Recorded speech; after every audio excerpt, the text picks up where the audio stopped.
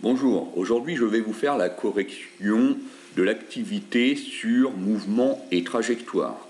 Donc la problématique c'était quelle est la différence entre le mouvement d'une fusée au décollage et le mouvement d'un satellite autour de la Terre.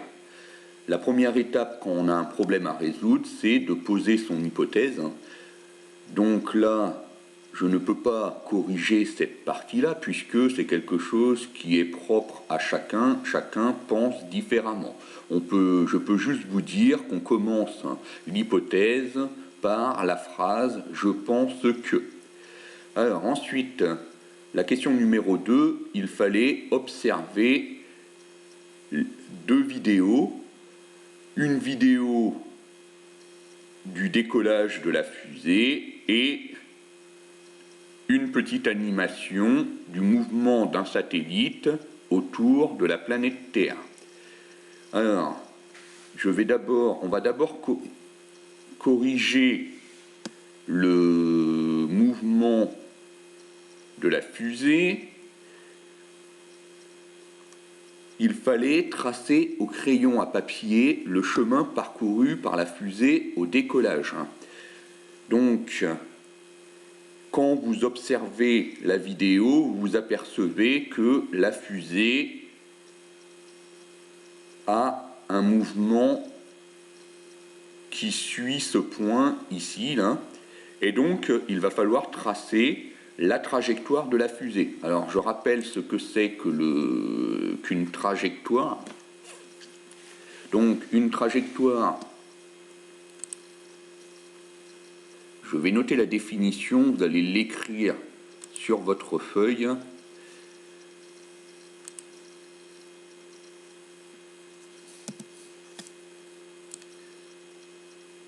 Donc la trajectoire d'un objet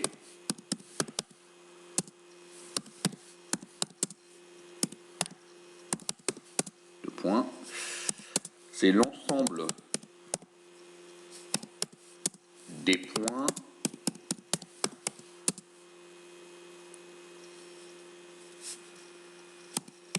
parcourus par l'objet au cours du temps.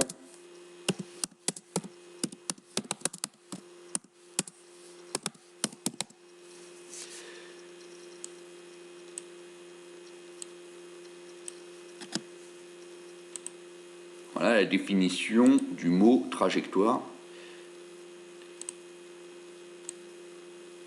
Ensemble des points parcourus par l'objet au cours du temps.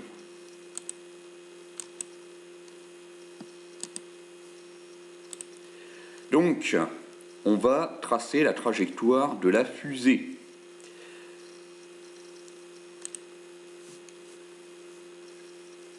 Alors, si vous observez bien la vidéo, vous apercevez que la fusée dessine la trajectoire que je vais faire ici.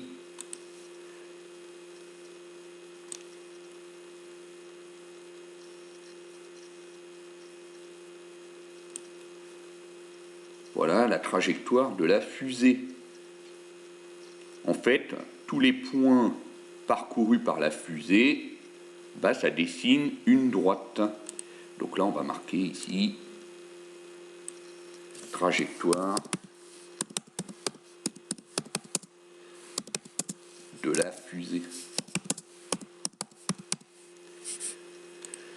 Ensuite, on va observer le mouvement du satellite autour de la planète Terre.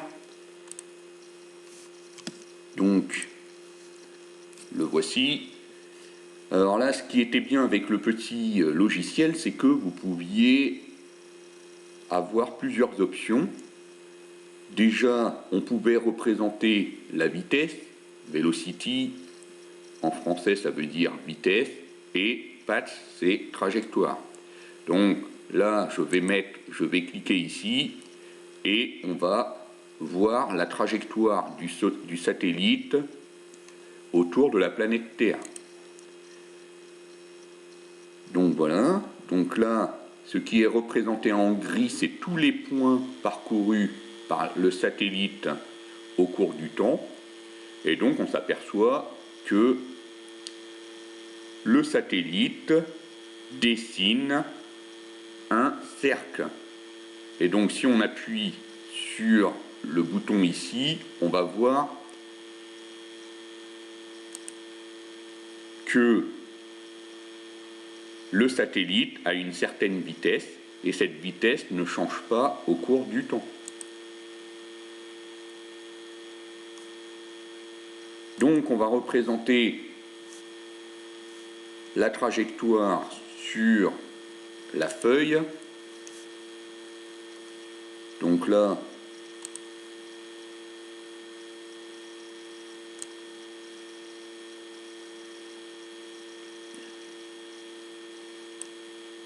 on va essayer de faire ça proprement.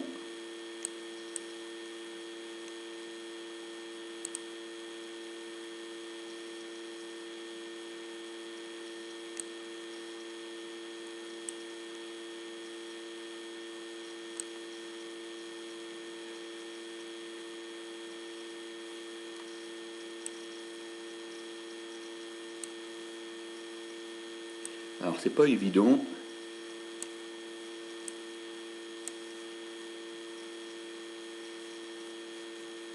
Il faut absolument que ça passe par le point qui est ici.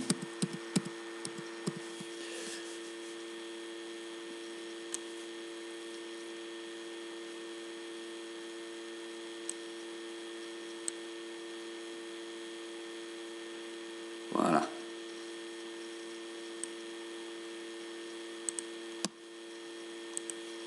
Donc voilà la trajectoire du satellite autour de la planète Terre. Donc bien entendu, quand vous allez faire ça sur votre feuille, vous devez utiliser un compas. Et on va pouvoir mettre une petite légende.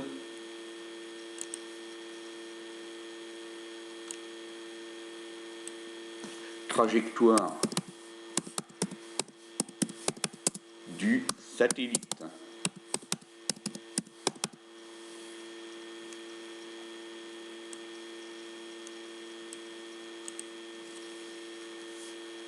Donc voilà pour la correction de la question numéro 2. Alors on passe ensuite à la question numéro 3. On vous demandait quelle figure géométrique avez-vous tracée pour la fusée et pour le satellite. Alors les figures géométriques, c'est le vocabulaire que vous avez appris au cours de mathématiques. Et donc, dans le cas de la fusée, bien entendu, c'est une droite. Donc là, on peut écrire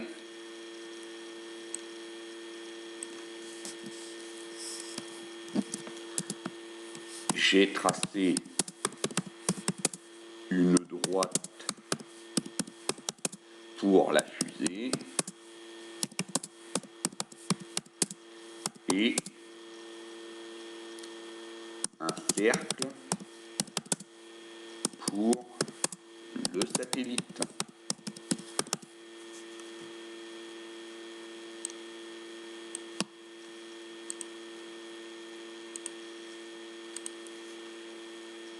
Alors ensuite, quand on veut caractériser le mouvement d'un objet, on utilise le vocabulaire suivant. Donc si jamais la trajectoire a la forme d'un cercle, on dit que l'objet a une trajectoire circulaire. Si la trajectoire de l'objet est une droite, on dit que sa trajectoire est rectiligne. Et si la trajectoire n'est ni une droite ni un cercle, on dit que la trajectoire est curviligne. Je peux vous donner un exemple de trajectoire curviligne.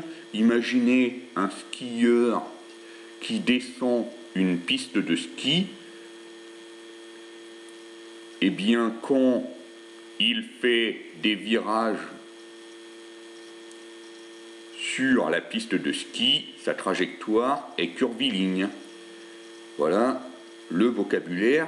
Donc, on voit bien que comme la trajectoire de la fusée est une droite, son mouvement est rectiligne. Donc là, on va écrire trajectoire rectiligne.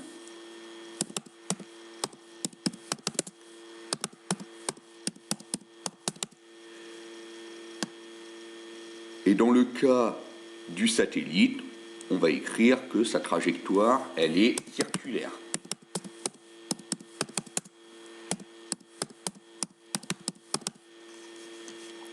Donc voilà pour le vocabulaire. Alors, inutile de vous dire que ce vocabulaire est à connaître par cœur.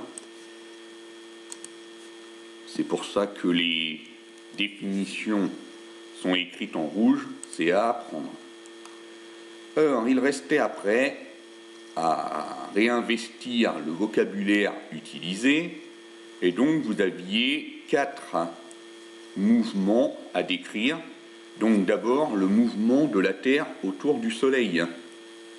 Donc je retourne au petit logiciel qui se trouve ici. Je clique sur la Terre et le Soleil et on va regarder quel est son mouvement. Donc vous voyez que la Terre tourne autour du Soleil. On va même pouvoir savoir en combien de temps elle tourne autour du Soleil. Il suffit de regarder ici. Et donc, comme vous le savez, la Terre fait le tour autour du Soleil en 365 jours. Donc là, c'était écrit ici. Donc voilà la trajectoire de la Terre autour du Soleil.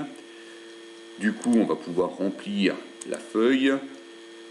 Ici, la forme géométrique, c'est un cercle. Et comme vous l'avez compris, sa trajectoire est donc circulaire. La barrière automatique. Donc la barrière automatique, la voici. Vous voyez qu'il y a 2 points sur la barrière, un point vert et un point bleu. On va représenter la trajectoire du point vert. Et donc, si on appuie sur le bouton, on s'aperçoit que la barrière décrit un arc de cercle. Donc là, on va pouvoir écrire arc de cercle. Du coup, la trajectoire, elle est toujours circulaire. La nacelle d'un manège. Donc,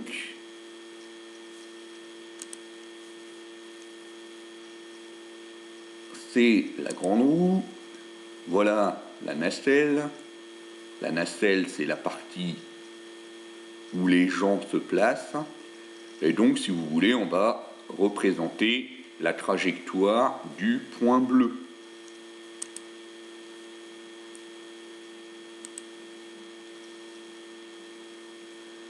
Et donc, vous voyez que lorsque la nacelle tourne autour du point fixe ici,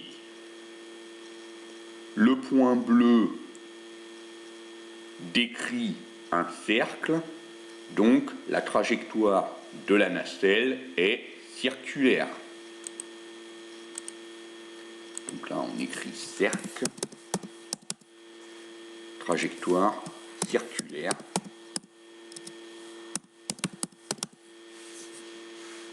Il reste le téléphérique. Donc le téléphérique,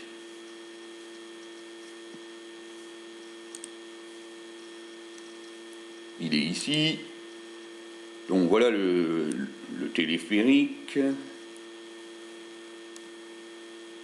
Je lance son mouvement et on va représenter le point vert. Et voilà la trajectoire dessinée par le téléphérique. Et donc, si vous observez bien sa trajectoire, vous voyez que la trajectoire est une courbe quelconque. On ne peut pas dire que c'est un cercle, puisque le cercle se prolongerait par ici. Donc là, on voit que la courbe est quelconque. Et donc, comme la trajectoire est une courbe quelconque, on dit que sa trajectoire est curviligne. Donc, dernier cas, on écrit ici courbe quelconque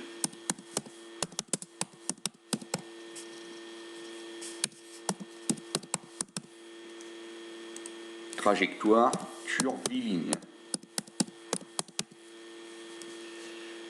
Voilà pour la correction du TD de l'activité numéro 2, mouvement et trajectoire.